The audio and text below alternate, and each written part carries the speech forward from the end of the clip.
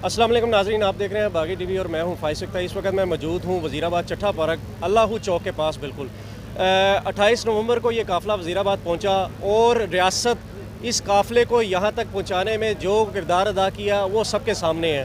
कई दोनों तरफ से लाशें गिरी, बेशुमार लोग ज़ख्मी हुए और आज उन अमन तरीके से ये जो है सारा ये जो धरना ये ख़त्म हो रहा है। मिनी साहब, पहले तो आपको बहुत ज़्यादा मुबारक हो कि आपको रिहाई नसीब हुई, कैदोबंद की सोबतों से आप बाहर आए। अब क्या सूरत हाल है ये ज़रा बताइएगा। जी जज़ाकल्लाह,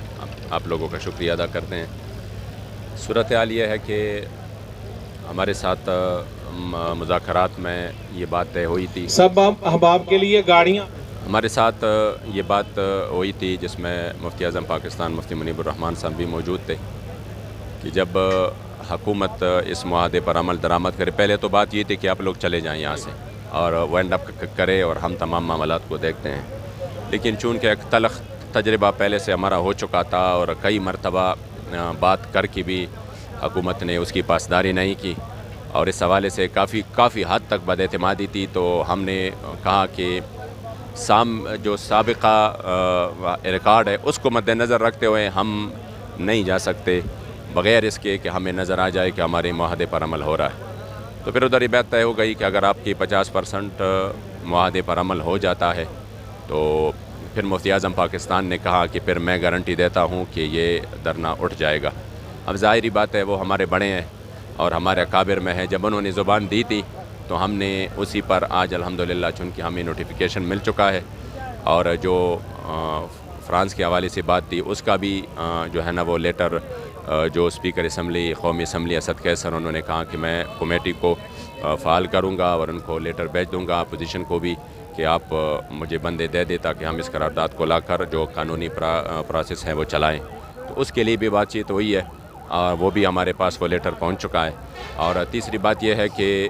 जो 4 शेड्यूल में मामलात थे वो भी इंशाअल्लाह ताला ख़त्म हो रहे हैं। तो इस वजह से जो अमीर साहब मोहतरम के रिहाई की बात थी तो वो यही थी कि इंशाअल्लाह ताला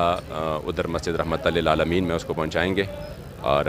उधर उससे उनकी जो है ना यानी यहाँ नहीं उधर उनकी रिहाई होगी। तो इंशाअल्लाह ताला उम्मीद रखते हैं कि ये वाला जो मुआहदा है हमारे साथ उसमें भी हुकूमत संजीदगी दिखाएगा और एतमाद को बहाल करेगा और मज़ीद किसी भी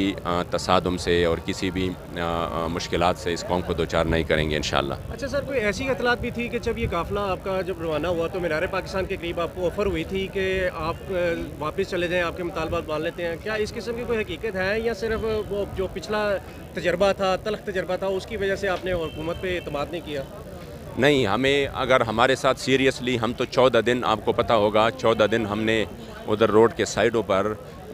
वो की तकरीबन 14 दिन ये सारे कारकुन उधर रोडों के साइडों पर खड़े रहे, ट्रैफिक रवा होता रहा, कोई रुकावट नहीं थी। लेकिन अफसोस की बात यह है कि 14 दिन में कोई भी एक बंदा हमारे साथ मुज़ाकरात के लिए नहीं आया।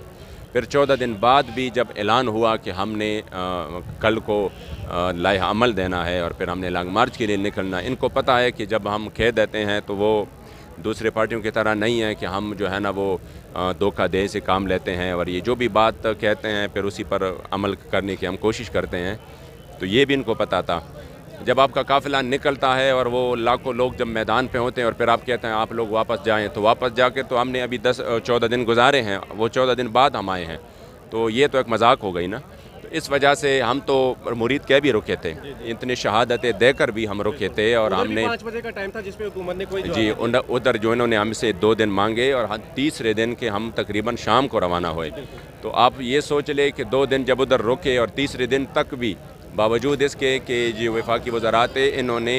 ज़िम्मेदारी ली कि ये बातें यानी बातें तय हो गई कि ये वाली बात तय हो गई और फिर उसमें तकरीबन कुछ भी नहीं था,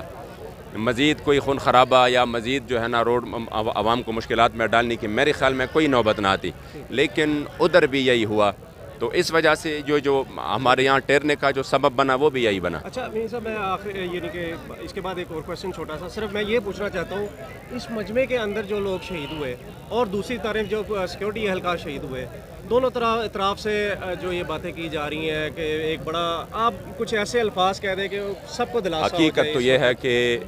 हमारे बंदे यानी हमारे कारकुन शहीद हो गए या हमारे फ़ोर्स के जवान शहीद हो गए, نقصان تو دونوں کا ہمارا ہے. وہ ہمارے وہ بھی ہمارے اس میں تو کوئی بندہ یہ نہیں کہہ سکتا کہ وہ پرائے ہیں یہ اپنے ہیں. ظاہری بات ہے کہ وہ بھی اس قوم کے بچے ہیں اور اگر ادارے کمزور ہوتے ہیں اس طرح فورس کرنا تو وہ بھی اس ملک کو نقصان ہے. تو ہم تو کبھی نہیں چاہیں گے کہ ہمارے ہاتھ سے کوئی اس طرح کی ہو یا وہ ہمیں جو ہے نا کہ ان کی قوم رعایت تو قوم کی جو ہے نا وہ بالکل بچوں کی طرح ہوتی ہیں تو ان کی حفاظت بھی ان پر فرض ہے. لیکن افسوس یہ ہے کہ اس طریقے سے اتنی نااہلی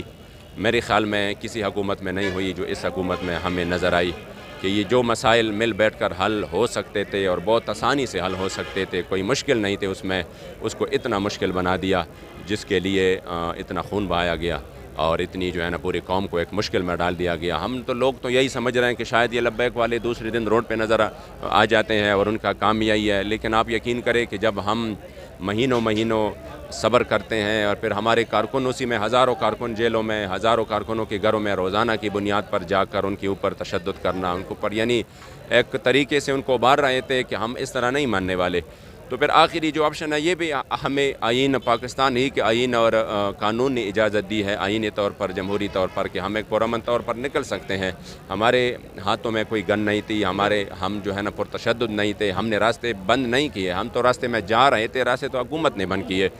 اور کہاں تک بند کیے وہ بھی آپ کو پتہ ہے. اس کے باوجود بھی ہم نے الحمدللہ ویڈیوز میں آپ دیکھ سکتے ہیں جو فورس کے جوان وہ جو ہے نا ہجوم کے ہاتھوں چڑھے اور ان کو جو ہے نا قابو کر لیا, تو وہ آپ ویڈیوز میں دیکھ سکتے ہیں کہ انتہائی پرامن طریقے کے ساتھ اور عزت کے ساتھ ہم نے ان کو وہ جلوس سے بچایا ہے. اور ان کی جو جذبات تھے اسی وقت کہ آپ کے کارکن آپ کے سامنے کیسے گولیاں ان کو لگی تھی اور کس انداز سے وہ زخمی تھے, اس کے باوجود الحمدللہ ہم نے کوشش کی ہے کہ ہم جو ہے نا ان کو تحفظ دے سکے اور کسی طریقے سے ٹی ایل پی کو شدید دکھ ہے اپنی جو جانے اور فورس. ظاہری بات ہے, بالکل دکھ تو ہے کہ جو مسئلہ اس طرح حل ہو سکتا تھا تو اس کے لیے اتنی. اچھا, آج یہ جلسہ یہاں سے سارا ختم کرنے کے بعد لاہور کی طرف جا رہے ہیں, تو لاہور میں کیا جو نیکسٹ آپ کا یہ تھوڑا چونکہ اب ہمارے قبلہ بابا جی رحمۃ اللہ تعالیٰ علیہ کا جو اندوہناک جو سانحہ ارتحال تھا تو وہ تو 21 تاریخ کو, تو چونکہ ہم نے عرس تو کرنا ہی تھا تو یہی مشاورت ہوئی کہ انشاءاللہ تعالیٰ ادھر ہم بابا جی کے عرس مبارک کی بھی تیاری کر لیں گے اور جس طرح طے ہوا تھا تو انشاءاللہ تعالیٰ ہم اپنے امیر کا بھی انتظار کریں گے ادھر. امید یہی ہے کہ انشاءاللہ یہ ہمیں زیادہ انتظار نہیں کروائیں گے. اچھا, مجموعی طور پہ جو پورے ملک کی صورتحال رہی, تصادم رہا, اس حوالے سے ٹی ایل پی کا ایک میسیج دینا چاہیں گے لوگوں کے دلوں میں, جو ٹی ایل پی کا ایک جو مختلف قسم کے جو لوگوں کے اس طرح رویے پائے جا رہے ہیں, کوئی ٹی ایل پی کی جانب سے کوئی میسیج؟ ٹی ایل پی کے حوالے سے یہ تھا نا کہ لوگوں نے شاید یہ سمجھا ہوا تھا کہ یہ اشاروں پہ چلتے ہیں اور اشاروں پہ واپس ہو جاتے. اللہ و رسول کی فضل و کرم سے جو لوگ منتظر تھے شاید کہ ان کو جو ہے نا کسی کو قربانی کا بکرا بنا دیا جائے گا, کسی کو استعمال کیا جائے گا, ہم نے کوشش کی کہ ہم کسی بھی ایسے سازش کا شکار نہ ہو. نہ ہمارا حکومت کو گرانا مقصد تھا, ان کے ساتھ تو ہمارا اس حوالے سے کوئی تصادم تھا ہی نہیں. ہمارا تو مقصد بالکل واضح ہے اور وہ ہے تحفظ ناموس رسالت کے حوالے سے جو ہمارے ساتھ معاہدہ ہوا تھا. اب ظاہری بات ہے کہ اس معاہدے میں یہ کس حد تک ہمارے ساتھ انہوں نے عمل کیا اور کرنا تھا, تو ہمارا تو قانونی حق بنتا تھا. انشاءاللہ میں یہی پیغام دوں گا کہ تحریک جو ہے یہ اللہ و رسول کے لیے میدان میں ہے اور اس کے لیے انشاءاللہ میدان میں رہیں گا. اور جو لوگ چاہتے ہیں کہ ایک ایسی پارٹی جس کی بات اندر ہو باہر بھی ہو, جس کی شورا اندر کوئی بات کرے وہ اسی طرح باہر بھی کرے, میرے خیال میں بہترین پلیٹ فارم تحریک کے علاوہ کوئی نہیں ملے گا جو ان کے حقوق کی تحفظ کرے گا اور ان کی جو قیمتی ووٹ ہے, ان کی جو ہے نا وہ جو امانت ہے, میرے خیال میں تحریک لبیک سے علاوہ تو میرے خیال میں تحریک کے علاوہ کوئی آپشن اس وقت نہیں ہے, کیونکہ تمام کو دیکھ چکے ہیں اور ان کی کردار کو بھی دیکھ چکے ہیں کہ یہ عوام کے لیے تو